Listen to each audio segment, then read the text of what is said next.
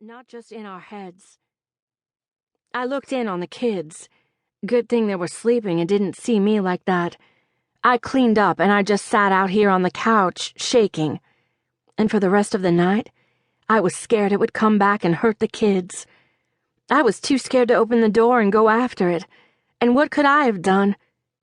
Tears glistened in her eyes and she wiped them away. That's when I knew I had to do something, bring in some experts. And now you're here. So can you get rid of it? We usually can remove unwanted entities, I said. Stacey gave me a look, either hearing the tremble in my voice or noticing something about the expression on my face. My confidence was crumbling fast. I kept to my usual script with Alicia, though, mainly because it was the best way to keep myself composed. We're going to need to study your situation a little more, I said. Have you told us everything you've experienced? That's all we've seen so far, she said. You mentioned a laundry room in the basement. Have you ever seen or heard anything strange down there? I never liked the basement, she said. Always feels like somebody's watching you. At first I thought it was just because it's such a dim, ugly place. It's also right next to Mr. Gray's apartment, so maybe that had something to do with it. Mr. Gray could just walk through the door at any time. I always thought it was just my nerves or my imagination bothering me, but I never went down there during the day. And after this, she gestured at her stomach. I trust my instincts more. Could be something there. I'll show you. Alicia unlocked the door across from the dead-end basement stairs. She led us into a short paneled side hall. An ornate Victorian door trimmed in panes of colored glass and surrounded by windows looked out on the side portion of the wraparound porch. The hallway had 3 interior doors, including the one from Alicia's apartment, and another directly across the hall, which led to another apartment, labeled with a big brass B. Here it is. Alicia opened the 3rd door, the one to the basement.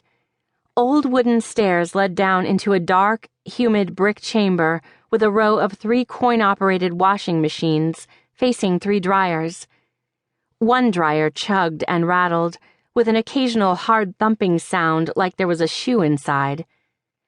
A couple of hanging fluorescent bars cast weak, sour light that left much of the room in shadow. It's cold, I said, feeling the cool air as I stood in the doorway. Alicia nodded, keeping her distance from the door after opening it. That's weird for a laundry room, Stacey said. I felt sick and afraid as I looked into the darkness of the basement. It wasn't just fear. It was dread. The deep certainty that something horrible was about to happen. Something horrible already had, I supposed. The monster had returned. I pointed my flashlight down the steps, but had no real desire to descend into the basement just yet. It might be down there, and it might remember me. Have you asked your landlord whether anyone else has had these experiences? I asked. Or if there's any dark history to the house? Last time, Calvin and I had been unable to determine the identity of the ghost, if it had a human identity at all. It might have been what Calvin called a demonic, a theoretical intelligent spirit that had never been born into flesh. Oh, I called the property manager, Alicia said with a scowl. I told him what was happening, and he implied it was all a mental health issue on my end. Only he didn't say it that nice. He called me hysterical and reminded me illegal drugs aren't allowed in the building. She shook her head, a little snarl forming at the corner of her lips. I'm trying to save up enough money to move, but there's not much to spare. The rent's cheap, but there's a big penalty for breaking the lease.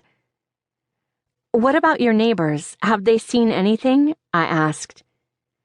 I don't know the Fieldings or Mr. Gray very much. We hardly talk, Alicia said.